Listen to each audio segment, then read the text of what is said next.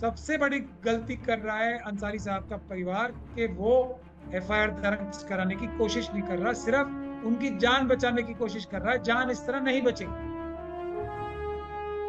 मुझे बहुत दुख और तकलीफ के साथ ये बात कहनी पड़ रही है। और ये घटनाएं एक के बाद होती रहेंगी, ये रुकेंगी नहीं। कोई भी सेफ नहीं है, कोई भी सुरक्षित नहीं है।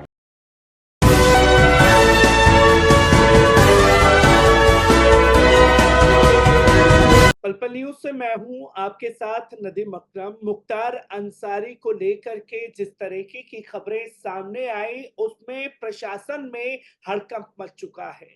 और कल रात को भी हमने मुख्तार अंसारी के पूरे मामले पर सुप्रीम कोर्ट के सीनियर एडवोकेट महमूद पराचा साहब से जुड़े और अब क्या क्या घटनाएं घटित हो चुकी हैं इस पर दोबारा हमारे साथ इस वक्त लाइन पर मौजूद हैं एडवोकेट महमूद पराचा साहब। सर, जिस तरीके से कल तस्वीरें आई उस पर हम लोग डिस्कस कर चुके हैं, पर यहाँ सबसे ज्यादा बड़ी बात देखने को मिली कि मुख्तार अंसारी के बड़े बेटे अब्बास अंसारी को इलाहाबाद हाईकोर्ट ने याचिका सुनने से ही इनकार कर दिया। एक बेटा जो है अपने वालिद के जनाजे में शरीक नहीं हो सकता, इसे कैसे देखा और समझा जा सकता है? क्योंकि बड़े बड़े अपराधी जो हैं क्रिमिनल माइंड के, उन्हें पैरोल पर पैरोल मिल जाता है, पर अब्बास अंसारी जो है जनाजे में शरीक नहीं हो सकता। इसे कैसे देखा जाए कानून के इस पहलू को?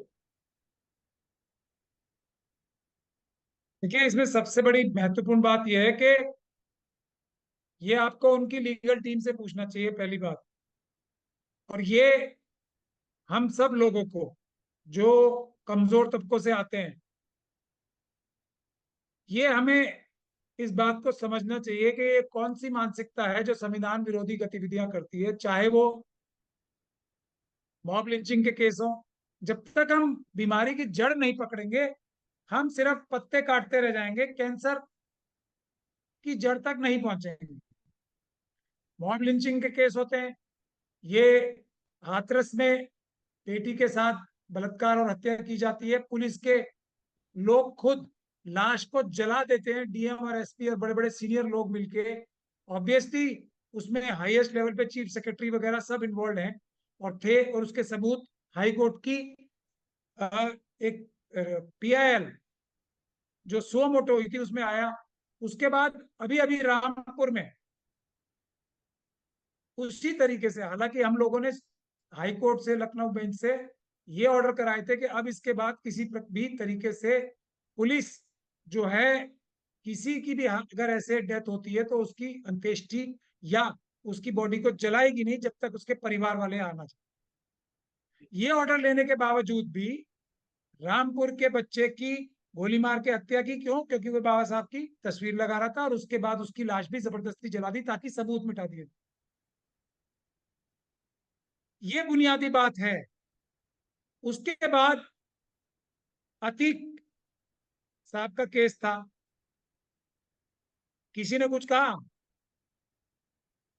2 दिन 4 दिन, 1 महीना 2 महीना, उनकी फैमिली मेरे पास आई थी उसके बाद भी, और मैंने कहा था अगर आप लोग वापस मुकदमा दर्ज नहीं कराओगे, एफआईआर दर्ज नहीं कराओगे पॉलिटिकल लीडरशिप के खिलाफ, क्योंकि बेनिफिशियरी वही है, उन्होंने ही आखिरी धमकी दी थी दिल्ली में बैठे लोगों के खिलाफ, तो आपकी फैमिली को भी आगे ये परिणाम भुगतने पड़ेंगे और उसके बाद दूसरे लोग जो है उनको भी भुगतने पड़ेंगे। तो अब ये आपके सामने आ गई बात। जब करीब हफ्ता पहले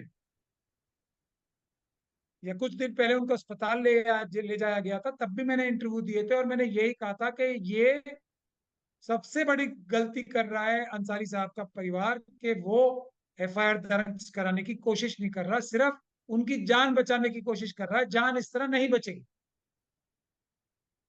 मुझे बहुत दुख और तकलीफ के साथ ये बात कहनी पड़ रही है। और ये घटनाएं एक के बाद होती रहेंगी, ये रुकेंगी नहीं। कोई भी सेफ नहीं है, कोई भी सुरक्षित नहीं है, जब तक के हम लोग एक इज्तिमाई तौर पे इकट्ठे होके, एससी एसटी ओबीसी और माइनॉरिटीज के लोग, कम से कम शेड्यूल कास्ट शेड्यूल ट्राइब और माइनॉरिटीज के लोग इकट्ठे होके एक इन केसेस को, इतने बड़े बड़े दुर्घटनाएं हो रही हैं, इतने बड़े बड़े हादसे हो रहे हैं, उसमें एक में भी हम मजबूती के साथ जिन लोगों ने इसका पॉलिटिकल बेनिफिट उठाया या दूसरा फायदा उठाया, उन लोगों के खिलाफ कुछ नहीं करते। सिर्फ इसकी अब हम पोस्टमार्टम इंक्वायरी कराने की बात कर रहे हैं। क्या होगा उससे? एक इतना बड़ा आदमी, इतना बड़ा आदमी जो इतने बड़े परिवार से आता, वो तो चला गया ना, हमारी आंखों के सामने चला गया और हम कुछ नहीं कर पाए। उल्टा जो लोग इसकी इनकी हत्या की साजिश में शामिल हैं, इन्होंने तो पहले ही लिख के दिया था जज साहब को। तो जज साहब ने क्या किया, सरकार ने क्या किया, उनको इलाज भी ठीक से नहीं कराया। और क्या जल्दी थी वापस ले जाने की उन्हें जेल में? इलाज ठीक से कराते, बेस्ट से बेस्ट हॉस्पिटल में कराते। तुम्हारी गलती से अगर गलती भी मान लिया जाए, मेरा तो सीधा सीधा आरोप है कि ये हत्या है, जानबूझ के जहर दिया गया। और उसके बाद जो उनकी मरने के बाद भी कितने निर्दयी लोग हैं कि उनकी हत्या के बाद भी, उनके मरने के बाद भी उसको एक दूसरा ट्विस्ट दे रहे हैं, उसकी खुशियां मना। तो हमारे जो लोग हैं, वो ये जो खुशियां मनाने वाले लोग हैं, उनके खिलाफ तो कम से कम एफआईआर कराएं। और उन लोगों से पता लगेगा कि इनके पीछे कौन है, कौन इनसे राजनीतिक फायदा उठा रहे हैं, इनकी हत्या के बेनिफिशियरी कौन है और हत्या का मोटिव क्या था, ये राजनीतिक मकसद क्या था, ये इन्वेस्टिगेशन होनी चाहिए। राजनीतिक लाभ उठाने की कोशिश की जा रही है। हमने देखा कि भारतीय जनता पार्टी के राज्यसभा सांसद हैं, प्रवक्ता हैं भारतीय जनता पार्टी के सुधांशु त्रिवेदी इसका पूरा पूरा श्रेय दे रहे हैं, सोशल मीडिया पर खुल करके लिख रहे हैं कि देखिए साहब, योगी जी के राज में ही 2023 में पहली बार जो है मुख्तार अंसारी को 40 साल में सजा का ऐलान हुआ। तमाम लोग जो हैं ये सोशल मीडिया पर भाजपा के लोग लिख रहे हैं कि इसके लिए जो चीजें सामने आई हैं, योगी जी ने पहले ही कहा था कि माफियाओं को मिट्टी में मिला देंगे। तो क्या जो घटना घटी है उसके लिए आप सीधे तौर पर योगी सरकार को जिम्मेदार मानते हैं? मैं फिर वही बात कह रहा हूं, मैं क्योंकि वकील हूं, मैं कोई भी बात गैर जिम्मेदाराना वाला नहीं कहता।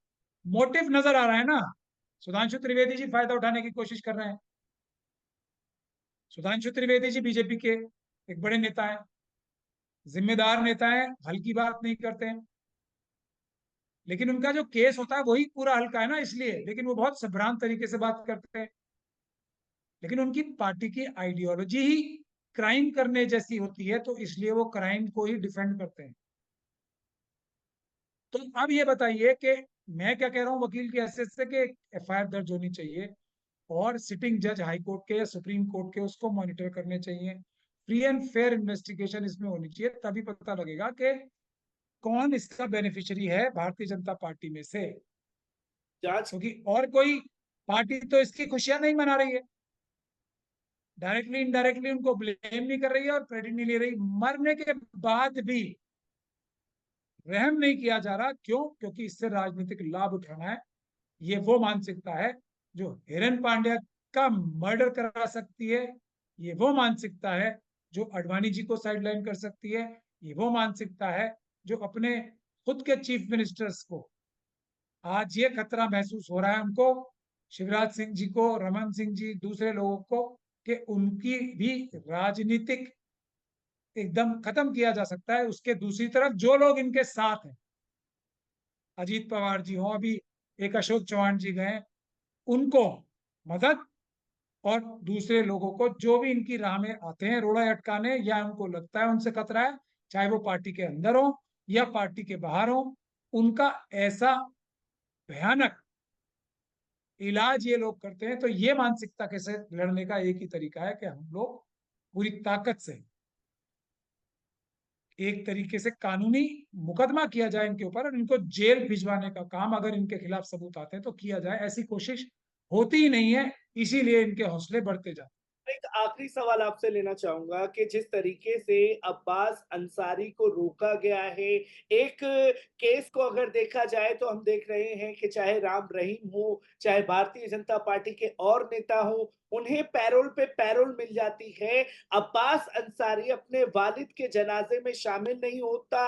हाई कोर्ट के पास सुनने का समय नहीं है। सुप्रीम कोर्ट इसमें टालम-टोल करती है। तो क्या देखा जाए कि न्याय पर एक बहुत बड़ा सवाल नहीं खड़ा हो रहा है, जो ऐसे लगातार हत्याएँ हो रही हैं या ऐसे कस्टडी के अंदर मौतें हो जाती हैं? देखिए, चुनाव आने से पहले ही राम रहीम साहब को बेनिफिट्स मिलते हैं, जो भी मिलते हैं, क्योंकि उनकी कलेक्टिव बार्गेनिंग की पावर है। हमारे यहाँ एक इतना बड़ा आदमी अभी चला गया, क्या कायदत है। मुस्लिम कम्युनिटी की बात नहीं कर रहा हूं मैं, शेड्यूल कास्ट शेड्यूल ट्राइब की भी बात कर रहा हूं। उनके साथ कितने बड़े बड़े अन्याय होते हैं, कोई होता है कुछ? तो कमी ये है कि कलेक्टिव बार्गेनिंग। और हम कह क्या रहे हैं, हम तो सिर्फ इतना कह रहे हैं कि संविधान और कानून के हिसाब से चलो, जो संविधान और कानून तोड़ता है, जिसने संविधान और कानून तोड़ के इनकी हत्या कराई है, उसको फांसी दो। हम तो कोई नाजायज डिमांड भी नहीं होती ना हमारी, तो वो भी इम्प्लीमेंट नहीं करा रहे। तो ये क़यादत की कमी है। जो बहादुर क़यादत है, लोग उसके साथ खड़े होने चाहिए। और ये जो फैमिली मेंबर्स हैं इनके, इनको इस बात को तय कर लेना चाहिए कि ये इतनी बड़ी फैमिली है, ये भी अगर इस काम को नहीं करेगी तो नंबर तो सबका आना है। हम लोग बोल बोल के थक चुके हैं, लेकिन यही बोलते रहेंगे। और उन वकीलों पे मैं माफी के साथ कहता हूं जो आज तक इन केसेस को करते रहे, अगर वही फॉर्मूला आप, फेल्ड फॉर्मूला, हारा हुआ फॉर्मूला आप अपनाते रहेंगे, तो अंजाम वही होगा।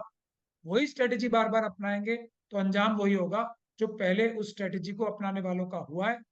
पीसफुल प्रोटेस्ट होने चाहिए बड़े बड़े, और लीगल टीम भी इनकी चेंज होनी चाहिए। मैं तो इतना ही कह सकता हूं।